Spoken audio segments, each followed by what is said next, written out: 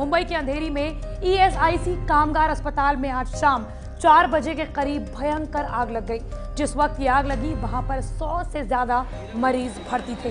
स्थानीय लोगों और फायर ब्रिगेड के कर्मचारियों ने राहत का काम शुरू किया, लेकिन 6 मरीजों को जिंदगी देने वाले अस्पताल ने दे दी मौत। जी हाँ, 140 लोगों को अस्पताल में भर्ती कराया गया है। ये तस्वीरें आप देख रहे हैं ईएसआईसी अस्पताल की, जहां पर ये आग लगी है और इस आग की वजह से 6 लोगों की जान चली गई।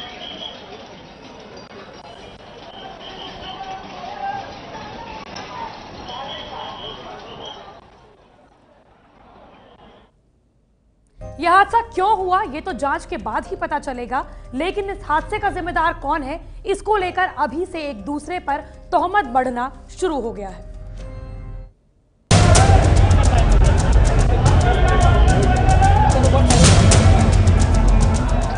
शाम 4 बजे के करीब अंधेरी के इस अस्पताल में लगी आग से कोहराम मच गया।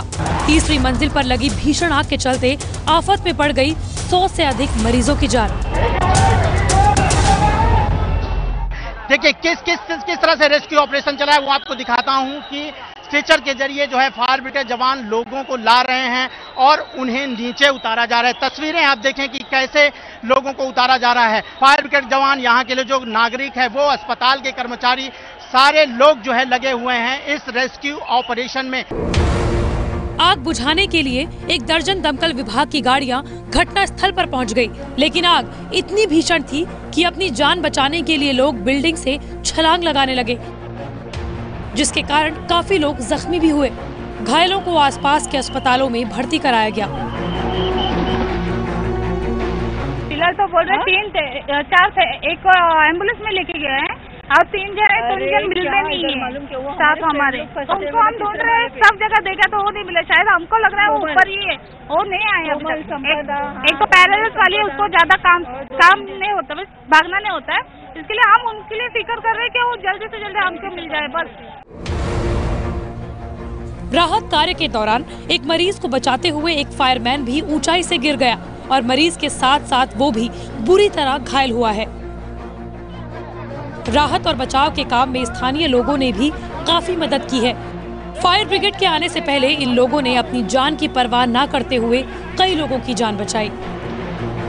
हम लोग 30-40 लड़के लोग ऊपर गए, हर एक फ्लोर से किया, लेकिन हमें 4थे माले पे एक बच्चू, एक स्वीपर और एक 7-8 साल की लड़की, वो लोग वहाँ, और एक और उसकी माँ, 4 जन को ये पमा कुरने हैं मेरे साथ में, और मेरे साथ में बाकी टीम है। हम लोग ने वहाँ से उनको ढूंढ के निकाल के एम्बुलेंस में डाल के भेज दिया। जिस अस्पताल में लोग बेहतर जिंदगी पाने के लिए आए थे, उसी ने उनकी जान भी छीन ली। आखिर इसका जिम्मेदार कौन है? क्या अस्पताल में फायर फाइटिंग के सारे इंतजाम थे?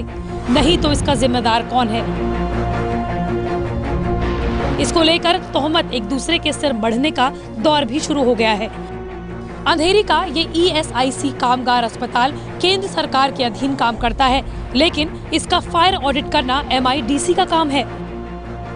इसकी आग क्यों लगी या फिर इसके अलावा फायर ऑडिट कभी हुआ? नहीं, MIDC की जिम्मेदारी है। उन्होंने फायर ऑडिट किया था नहीं किया था, उसका इंक्वायरी करना पड़ेगा, और गलत रहेगा और उनको जिम्मेदार रहेंगे तो उनके ऊपर कार्रवाई करनी पड़ेगी।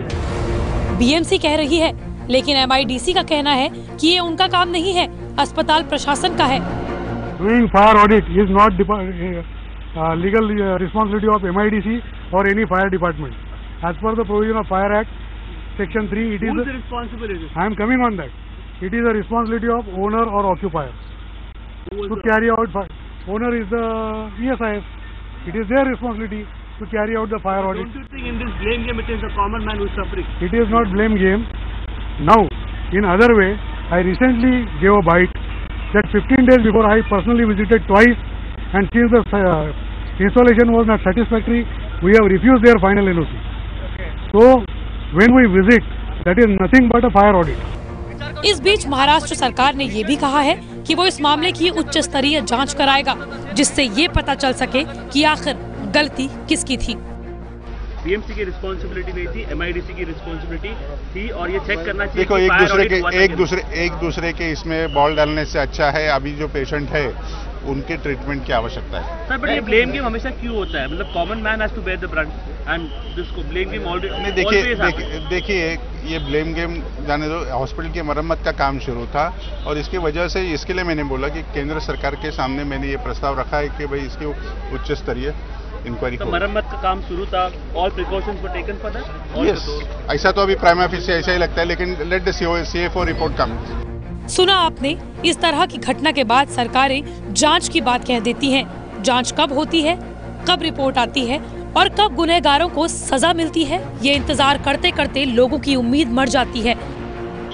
मुंबई से रेणु चौधरी, अभिषेक भाटे और वेदांत नेब के साथ राजेश त्रिपाठी की रिपोर्ट।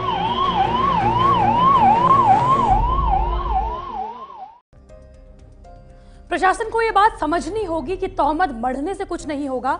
असल में ये पता किया जाए कि इस हादसे का आखिरकार जिम्मेदार कौन है। ये है ABP न्यूज़, आपको रखे आगे।